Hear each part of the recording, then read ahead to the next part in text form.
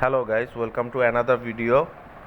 আসলে লাস্ট কয়েকদিন আমার উপর দিয়ে একেবারেই ঝড় চলে গেছে, যে কারণে আমি কোনো ভিডিও আপলোড করতে পারিনি। যদিও আমি ক্ল্যান ওয়ার তো প্রতিদিনই করে গেছি, কিন্তু আমি কোনো ভিডিও আপলোড করতে পারি নাই বিকজ আমার একজন খুব কাছের রিলেটিভ, আমার বড় চাচা, উনি মারা গেছেন। তো যেই কারণে গত কয়েকদিন আমি আসলে একটু মেন্টালি ডিস্টার্ব ছিলাম, এই কারণে আমি কোনো কাজও করতে পারিনি। যাই হোক, আমি আবার ব্যাক করছি তোমাদের মধ্যে, এবং এখন যে ভিডিওটা নিয়ে আমরা আলোচনা করব, এটা আমাদের লাস্ট ওয়ার। লাস্ট টাইম আমি তোমাদেরকে বলছিলাম যে আমরা বাংলাদেশ ক্ল্যান আমরা হেরে গেছিলাম ইন্ডিয়ান ক্ল্যানের সাথে, বাট এইবার রিভেঞ্জ নিছি আফটার লাইক 5 or 6 মান্থ। মানে এমন একটা ওয়ার আমি পাইছি যে ওয়ারে মানে পুরা লাস্ট মোমেন্ট পর্যন্ত হাড্ডাহাড্ডি লড়াই হয়েছে। আমরা ওদের থেকে স্টার একটা বেশি পাইছি, কিন্তু ওদের ডিস্ট্রাকশন আমাদের চেয়ে বেশি ছিল। জাস্ট অনলি যদি ওরা একটা স্টার পাইতো তাইলে ওরা ওয়ারটা জিতে যেত, কিন্তু ওরা ড্র করতে পারে নাই এবং আলটিমেটলি ওরা হারছে। তো যেই অ্যাটাকটা এখন দেখাবো, অ্যাকচুয়ালি এই অ্যাটাকটাই ওদের হারার রিজন। তো আসেন আমরা অ্যাটাকটা দেখি। তো অ্যাটাকটা যে দিছে সে হচ্ছে বেসিক্যালি আমাদের ওদের ক্ল্যানের 7 নাম্বার যে বেস, ও অ্যাটাক দিছে আমাদের ক্ল্যানের 13 নাম্বার বেসকে।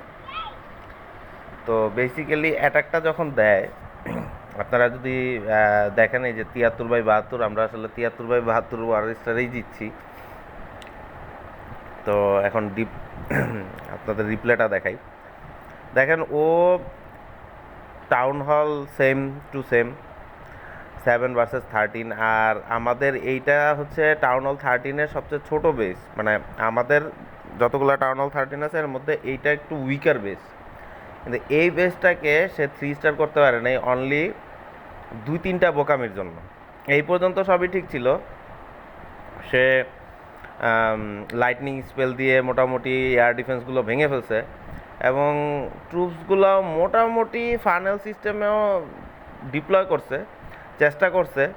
কিন্তু ঠিক এর পরই তা সে যখন হিরোজগুলো নামাইছে, সে দেখেন হিরোজগুলো নামাইছে এমন একটা জায়গায় কর্নারে, যে জায়গাটা অলরেডি ক্লিয়ার করে ফেলছে ই ড্রাগন। অ্যাকচুয়ালি হিরোজগুলোকে যদি ও একটু আগে নামাইতো, কয়েকটা ই ড্রাগনকে ও রেখে দিত, তাহলে হয়তো বা ওর জন্য একটু ইজি হতো। এখানে একটা বিশাল বড় বোকামি করে গেছে। আর সবচেয়ে বড় বোকামি যেটা হয়েছে আমার কাছে মনে হয় যে, এই যে লাস্টের দিকে দেখেন কতগুলো ই ড্রাগন শুধুই মানে ডান পাশে বাম পাশে ঘুরতেছে, এবং ঘুরে ঘুরে এগুলো কিন্তু জাস্ট ক্লিয়ার করে গেছে, কিন্তু মেইন বেসের ভিতরের দিকে ঢুকতে পারে না। আর আমি সবসময় একটা কথা বলি যে, আপনি যত ভালো অ্যাটাকারই হন, আপনি যদি বেসের মিডল পয়েন্টে আপনার ট্রুপস ঢুকাইতে না পারেন, সেই ক্ষেত্রে আপনি কোনোভাবেই 3 স্টার আশা করতে পারেন না। আপনি হয়তো সর্বোচ্চ 2 স্টার পাবেন, অথবা একটা 1 স্টার ভালো একটা মানে ডিস্ট্রাকশন সহ একটা 1 স্টার পাবেন, যেটা এই অ্যাটাকটা অ্যাকচুয়ালি হয়েছে। এবং আলটিমেটলি দেখতে পাচ্ছেন যে তার কিং বাদে বাকি সবগুলা ট্রুপসই অ্যাকচুয়ালি মরে গেছে। 90% অ্যাটাক হয়েছে, 91% সে পাইছে, বাট অনলি 1 স্টার, কারণ সে টাউন হলটারেও ভাঙতে পারে না।